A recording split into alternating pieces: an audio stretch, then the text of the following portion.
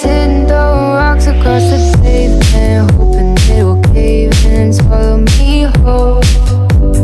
Wonder why my mind keeps on spinning. This isn't how living to me was told. Why am I like this? Something's always amiss. Can't put my finger on it, but it's there. Wait for it to subside, but my mind won't apply. Waiting for the clear. Is it bad sometimes? I like it when I lose control.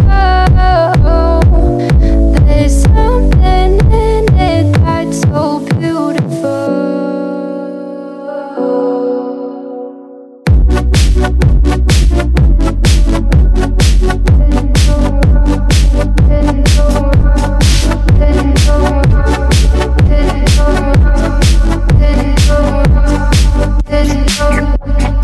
Listen, I can see the light of day,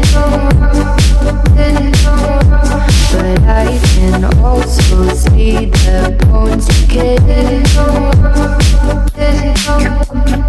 I don't know what else there is to say. I'm doing my best not to run away.